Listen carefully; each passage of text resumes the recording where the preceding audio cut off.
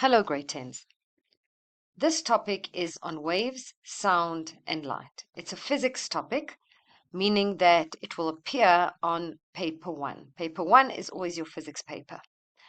Now, before we start discussing transverse waves, longitudinal waves, and electromagnetic radiation, I'd like to conduct the short lesson on base units and conversions. And that's because in both physics and in chemistry, you are going to have to be able to do conversions, and you also need to know when to convert. So let's take a look at the objectives of this lesson to gain a foundational understanding of the meaning of a base unit and a metric prefix, and then to develop the ability to convert between different units within the metric system by using multiplication or division as appropriate. Now, I'm going to stress that the conversions that I'm going to teach you here and the metric prefixes that I'm going to go over are very specific to the CAP syllabus. The metric prefixes that I'm going to introduce you to are the ones that come up in the CAP syllabus. And the way that I'm going to show you how to convert is appropriate for the CAP syllabus. So what is a base unit? A base unit is a unit of measurement that doesn't have a metric prefix. And what is a metric prefix? It's a symbol or word added before a unit of measurement to indicate a multiple or a fraction of that unit. Metric prefixes, we use them to make very large numbers or very small numbers easier to read, easier to work with. It makes them more manageable. And we do that by scaling the unit up or down by powers of 10. So we're going to come to a table shortly where we're going to see the important metric prefixes that we need to be aware of for the CAP syllabus. Metric prefixes are always placed on the left of the base unit. So before we get to the table, I'll show you some examples. So a meter is a base unit, but we can add the metric prefix kilo to turn it into a kilometer, or a centi to turn it into a centimeter. A second is a base unit, but here we have a metric prefix, the milli. So we can have a millisecond or a microsecond. A watt is a base unit. We can add a metric prefix to it, so we can get a kilowatt or a megawatt. A hertz is a base unit, but if we add a metric prefix, we can get a gigahertz or a megahertz. So note that the metric prefix is always on the left-hand side of the base unit.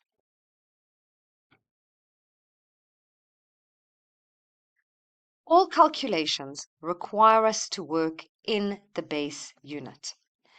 Any values not provided in base units need to be converted into base units up front before performing the calculation. The final answer should always be expressed in a base unit unless otherwise stated. So, for example, if they ask you to provide the final answer in kilometers, then that's what you're going to do. But if not stated that, then you must provide your final answer in meters. There is one exception to this. In physics, when we work with mass, we use kilograms. So we can see that here we have the gram, which is the base unit, and it has a metric prefix of a kilo, and in physics, mass is measured in kilograms. That is different for chemistry, where we're still going to work with a gram. Now, consider a base unit here, and this base unit can be a meter, a second, a hertz, a watt, a volt, an amp, any one of those. A larger unit of measurement would be a kilo, mega, or giga. Kilo is represented by small k, and is associated with 10 to the 3 or 1,000. Mega is represented by capital M and is associated with 10 to the 6, which is a million. And a giga is represented by the symbol capital G, and it is associated with 10 to the 9, which is a billion. So you have to memorize that kilo, mega, and giga are larger units than the base unit and what the power of each one is. When we look at smaller units of measurement, we have the deci, the centi, the milli, the micro, and the nano. We need to be aware of these. A deci is represented by a small d, a centi by a small c, a milli by a small m. That's how you can tell apart milli and mega. A micro by this funny shaped U, and a nano by a small n. And what you need to know is that a deci is associated with 10, a centi with 10 to the 2 or 100, a milli with 10 to the 3 or 1,000, a micro with 10 to the 6 or a million, and a nano with 10 to the 9 or a billion. So again, you need to memorize these prefixes and what they're associated with. Now, when we convert from a larger unit of measurement to a smaller unit of measurement, we need to multiply. So when we convert from a larger unit to a smaller unit, we need to multiply because we are converting a unit that represents smaller quantities. So when we convert to a smaller unit, we need more of them to represent the same value. So if I ask you to convert 2 kilometers to meters, the first thing you need to ask yourself is, am I converting from a larger unit to a smaller unit or from a smaller unit to a larger unit? A kilo is bigger than the base unit. So a kilometer is a larger unit than a meter. Now that means that we need to multiply. But we also need to ask ourselves, okay, well, what is a kilo associated with? And that is what we need to multiply by. So a kilo is associated with 10 to the 3. So a kilometer is a larger unit than a meter, so we need to multiply. A kilo means 10 to the 3, which means that 2 kilometers is equal to, you take your original number, which is 2, and you multiply it by 10 to the 3, and that will give you the conversion into a meter. When we convert from a smaller unit of measurement to a larger unit of measurement, we divide. When we convert from a smaller unit to a larger unit, we divide because we are converting a unit that represents larger quantities. So we need less of them to represent the same value. So if we look at 3 centimeters to be converted to a meter, the first thing that we need to qualify is that we're going from a smaller unit, a centi, to the base unit. So we're going from a smaller unit to a larger unit. That means we need to divide. Then we need to ask ourselves, okay, well, what is centi associated with? And centi is associated with 10 to the 2. So again, we qualify that a centimeter is a smaller unit than a meter. So we're going from a smaller unit to a larger unit. That means we need to divide, and centi is associated with 10 to the 2. So what we're going to do is we're going to take our original 3 and we're going to divide it by 10 to the 2 to be able to convert a centimeter to a meter. However, it is preferable that we change that to a multiplication. So 3 divided by 10 to the 2 means the same thing as 3 times 10 to the minus 2. And I would like you to then leave your final answer in this format. Now, of course, this is not wrong. And if you had to conduct a calculation using this, it would be absolutely correct, because this means the same thing as this. But I always try to teach my students to work as per the memo and the preferences of the memo. Now, a simple trick that I teach my students to remember whether to multiply or divide is to memorize this. Big to small, multiply them all. Small to big, divide the gig. So practice saying that in your head a few times. And then you don't need to think of the logic every single time. You just say to yourself, okay, big to small, multiply them all. I need to multiply. Small to big, divide the gig. Okay, I need to divide. That way, you are going to make fewer mistakes. And I also have a mnemonic for you to remember prefix values. This mnemonic over here doesn't include every single prefix that exists, but it does include all the ones that come up over and over again in the CAPS syllabus and the ones that I have tabulated above. Great mighty kings bake delicious, creamy mini muffins nicely. So we go from giga, mega, kilo to the base unit. So these are larger units of measurement than the base unit. And then we go to deci, centi, milli, micro, and nano, which are smaller than the base unit. And of course, you also need to know the powers that each one of these prefixes is associated with. So now we are ready to practice conversions. Let's take a look. 5.5 kilometers to meters. Are we going from big to small or small to big? A kilo is larger than the base unit. Big to small, multiply them all. What is a kilo associated with? 10 to the 3. So we're going to take this number and multiply it by 10 to the 3 to get to a meter. So 5.5 kilometers is equal to 5.5 times 10 to the 3 meters. 2,500 milligrams to grams. So are we going from big to small or from small to big? Well, a milli is smaller than the base unit. So we're going from small to big, divide the gig. A milli is associated with 10 to the 3. So we're going to take this number and we're going to divide it by 10 to the 3. But remember that dividing by 10 to the 3 is the same as multiplying by 10 to the minus 3. So 2,500 milligrams is equal to 2,500 times 10 to the minus 3 grams.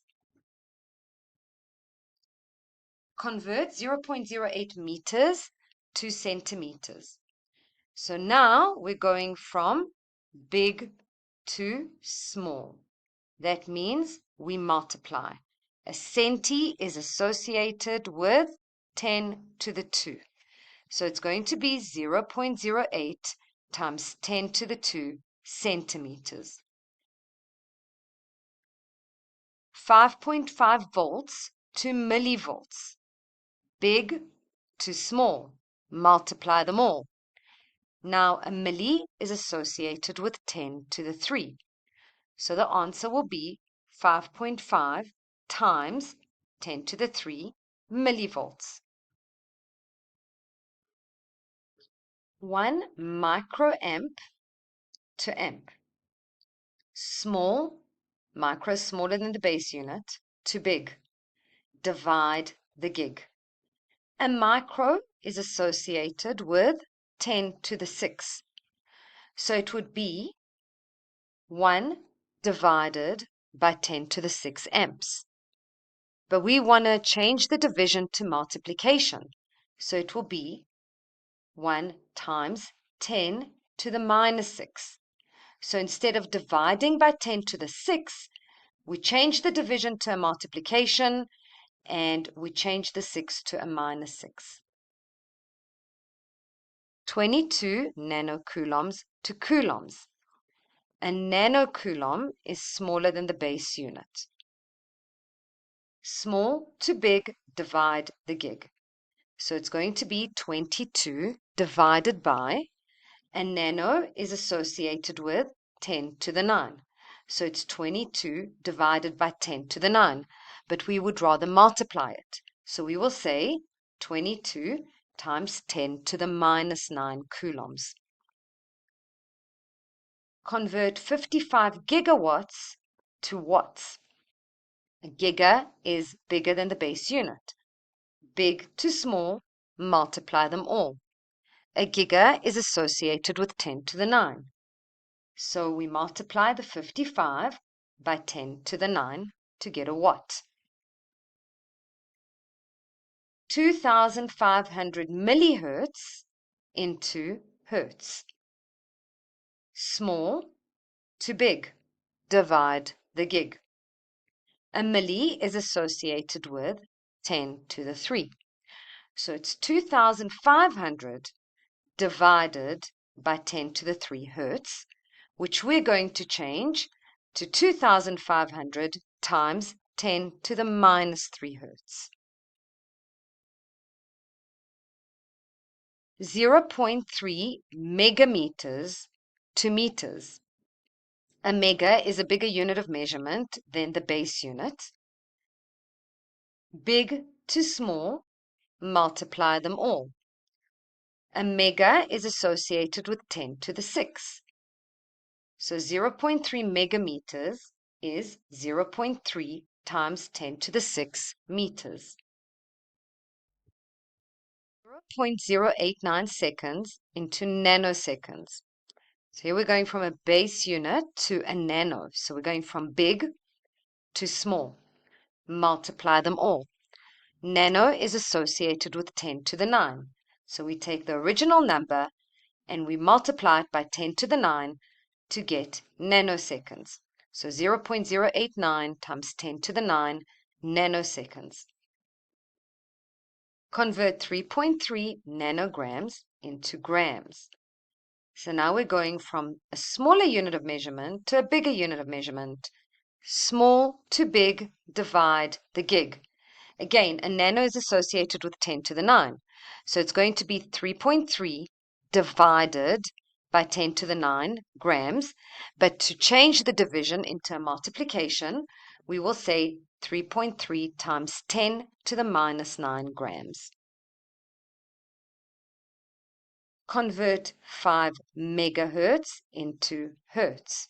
So now we've got big to small. Multiply them all. Mega is associated with 10 to the 6. So it is going to be 5 times 10 to the 6 hertz. 22 deciamps into amps. We're going from small to big. Small to big, divide the gig. A deci is associated with 10 to the 1. So it is 22 divided by 10 to the 1 amps. But we'd like to change the division into multiplication. So it will be 22 times 10 to the minus 1 amps. 1,200 seconds into milliseconds. Base unit to milli. Big to small. Multiply them all. So we're going to multiply by what milli represents, which is 10 to the 3. So the answer is 1,200 times 10 to the 3 milliseconds. Convert 5 coulombs to microcoulombs. 5 coulombs to microcoulombs. A micro is a smaller unit of measurement than the base unit. So we're going from big to small, multiply them all.